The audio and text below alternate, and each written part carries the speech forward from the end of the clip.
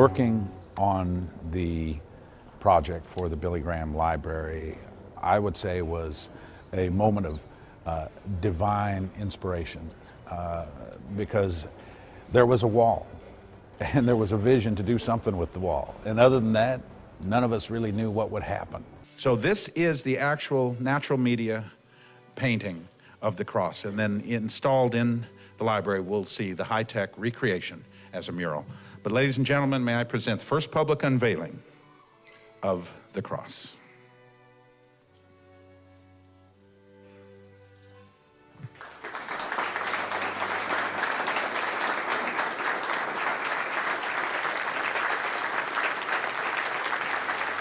This painting is a heavenly vision. It could be a natural vision.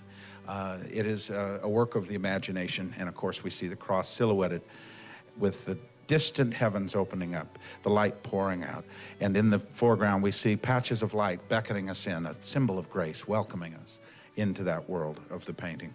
I invite you to take a look at it. This is the original oil painting upon which we then created the mural.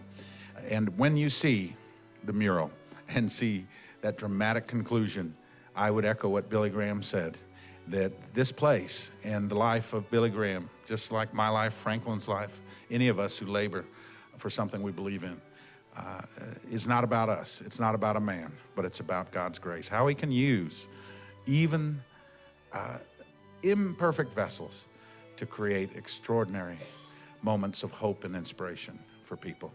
And that's what it's all about, the cross. Every painting is a journey.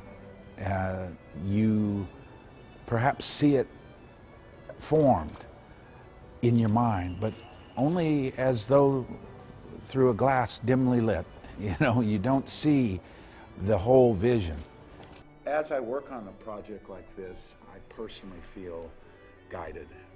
I think early on we discussed having a lot more illustrative elements, perhaps scenes from Scripture, Garden of Gethsemane, different elements that would perhaps bring the story of the gospel to life.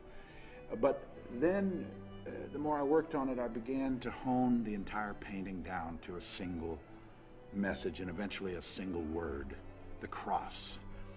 In fact, it was Franklin Graham himself who kept reminding me, Tom, it all gets down to the cross. I would hear that phrase repeated by Franklin or by his representatives. Hey, you know, the cross is central. And so as the painting emerged, I took one of the visions I had painted earlier of a cross up on a mountain, and I began to re-envision it with swirling clouds and a distant drama of the horizon opening up. The work of art needs no interpreter. People of all cultures, all backgrounds can stand in front of this painting and be filled with hope, because everyone can understand light on the horizon that breaks forth from the clouds of heaven and pours out like God's love just pouring upon the landscape. And everyone can look up at that cross and wonder at its spiritual significance, the great, incredible symbology represented by the cross of Christ. Everyone can look at clouds and see that swirling mist as a reminder of eternity, of the heavens themselves that open up and beckon, welcoming each of us into a new place of trust and faith. Because you see, the heavens are our destiny. So I really wanted this painting to almost be a portrayal not just of an earthly place, but maybe a glimpse of a heavenly realm, or perhaps somewhere in between. When you see inspiration happen, you know that God's hand was in it. I began to see clouds, that's all I saw. And then I began to see a silhouette of maybe a rock emerging out of the clouds. And then I began to conceive of a cross, triumphant, up on that rock. And then pretty soon, I remember a couple days later, I'm working on it and I see a little glint of light in the distance. Pretty soon it becomes like an open ocean. I began to think of all the scriptures that relate to the seas and the heavens, and how we see a likeness of God when we look at nature and we see the infinitude of the horizon stretching off. It's such a symbol of God's love, his hand of blessing guiding us into the infinite distance of eternity. My passion is that when we create something for the public display, that we have a chance to see that work presented to people.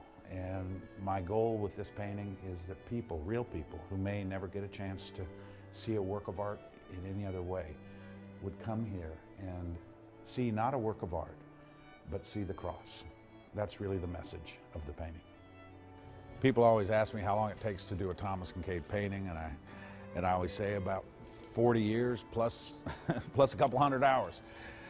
Because I've been painting for 40 years, and as I've worked over the years, I have learned that I need to keep pouring passion into the project until it's done.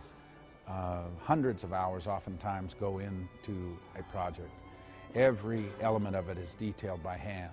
I have a vision of where I want to go with the painting, and I just keep working it tenaciously till that vision is realized. The light that is in my paintings is his love, and it has nothing to do with me. I would say the same thing to anybody seeing the mural that Billy Graham says to people who hear him preach. Don't mistake the messenger for the message. Don't enshrine me as an individual. Don't look at that painting and think about an artist. Just think about the cross. That's all that matters.